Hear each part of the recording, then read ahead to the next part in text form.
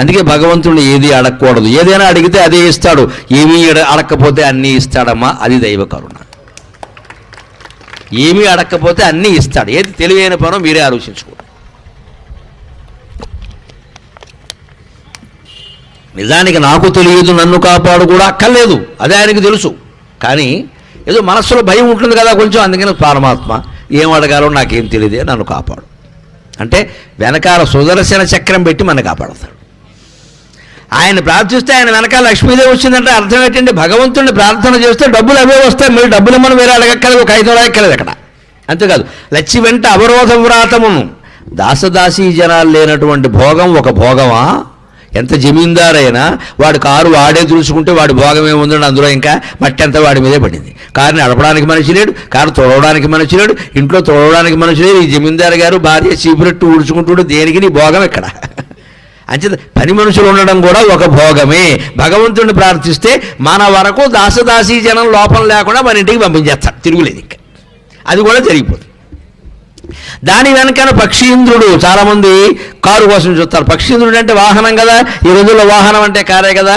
భగవత్ ప్రార్థన మనస్సులో చేస్తూ ఉంటే నీ సొంత కారు అవసరం లేకుండా పొద్దున్నో కారు సాయంత్రం కారు ఇస్తాడు. ప్రత్యక్ష ఉదాహరణ నేనే, ఇంకెవడ కల్లా. నాకు కారు లేదండి, నాకు అవసరం కూడా లేదు. నాకు కారు ఉందనుకో, అదే వెంకటేశ్వర గారు ఏమంటారు లౌకికంగా, మీరు వేసుకొచ్చేయండి మేము చూసుకుంటా ఉంటారు. చూసుకోకపోతే ఎందుకు వచ్చిన గొడవమ్మా? కొన్ని పనులు వాళ్ళకి సొంత కారు ఉండకూడదు. భగవత్ కటాక్షం, సరస్వతి కటాక్షం. పిల్లలు ఎదురుగా ఉన్నారు కాబట్టి బాగా చదువుకోండి, డబ్బు మీద దృష్టి పెట్టకండి, బాగా చదువుకోండి. సరస్వతి కటాక్షం ఉంటే లక్ష్మీదేవి వెనకాల పరిగెత్తుకొస్తుంది. చదువుకుంటే విద్వాన్ సర్వత్ర పూజ్యతే. ఈ దేశం ఆ దేశం లేదమ్మా. దాని వెనకన పక్షీంద్రుడు అంటే మీరు భగవద్భక్తులైతే, మీ వైదుష్యం ఉంటే వాహనాలకు లోటేం లేదండి. పొద్దున ఒకటి సాయంత్రం ఒకటి, అన్ని కార్లు మనమే.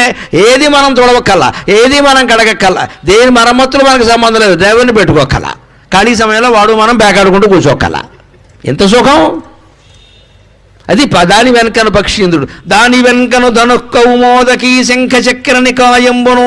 ఇవాళ కార్లు బంగారం ఉండగానే సరిపోయిన సెక్యూరిటీ, రక్షణ ఎక్కడుందండి?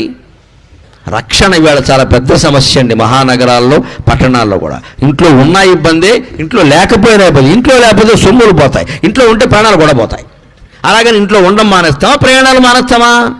భగవన్నామాన్ని ఎవడు నిరంతరం మనస్సులో స్మరిస్తూ ఉంటాడో వాడింటికి బలిచక్రవర్తి ఇంటికి శ్రీ మహావిష్ణువు కాపలా కాసినట్టు కాస్తాడమ్మా. తిరుగులేదు, ఇంకా తిరుగులేదు. మన చేతిలో ఉన్నది భగవన్నామం, మర్చిపోకండి. నేను మొదట చివర జీవితం అంతా చెప్పే మాట ఇది. మీరు స్మరించండి, మీరు స్మరించండి. ఏ దీక్షలు, ఏ వ్రతాలు, ఏ నోములు ఏమీ వద్దు. మనస్సులో భగవంతుడు స్మరించండి. మనస్సులో స్మరించదలుచుకుంటే మడి లేదు, ఆచారం లేదు, స్నానం చేసే సమయం లేదు, భోజనం చేసే సమయం లేదు, ఎప్పుడైనా స్మరించవచ్చు. దానికి నియమం లేదు, నిష్ట లేదు, మనస్సుకి రూపం లేదు, కాబట్టి ఏ నియమం ఉండదు. బయటికి స్మరించాలంటేనే అవన్నీ వస్తాయి. ఈ దీక్ష పెట్టాం, ఆ వ్రతం పెట్టి, ఇవన్నీ తలనొప్పేనమ్మా. ప్రతిదానికి ఏవో ఒకటి ఉంటాయి. అందులో పట్టడం వల్ల లాభం కంటే ఏదో తేడా రావడం వల్ల సెంటిమెంట్ ఎక్కువ. చచ్చిపోతూ ఉంటాం ఇంట్లో కూర్చొని. ఆ తేడా వచ్చేసింది, ఆ తేడా వచ్చేసి అన్ని రోజులు పాటించాను, ఒక్కరోజు కాళ్ళు కడుక్కోలేదు. దేవుడు అంత కక్ష కట్టడమ్మా. దేవుడిని పిశాచం అనుకోకండి. దేవుడు ప్రియుడు, దేవుడు రాక్షసుడు కాదమ్మా. దేవుడు దేవుడు, దేవత. నువ్వు ఒక్కరోజు నియమం తప్పితే దేవుడు కక్ష కడతాడా? అలా అయితే దేవుడు అవుతాడా? అంతగా మనకు బాధ అనిపించింది అనుకో, అమ్మా ఏదో పొరపాటు చేశానమ్మా అని అమ్మవారి దగ్గర చెబితే క్షమించదా? ఆవిడ తల్లి అండి, ఆవిడ తల్లి. భగవంతుడు అంటే తల్లి. భయపడతారేమిటి? భగవంతుడికి కూడా భయపడితే ఇంక లోకంలో మనకు భయపడకుండా వాడు ఎవరు లేడు ఇక్కడ.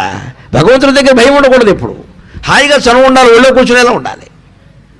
అందుకని ధనుక్కౌమోదకీ శంఖ చక్ర నికాయం అంటే ధనుస్సు, గద, శంఖం, చక్రం, ఈ ఆయుధాలన్నీ వెనకాల వచ్చాయంటే నువ్వు నారాయణాయ నమః, ఓం నమో నారాయణాయ, ఓం నమః శివాయ.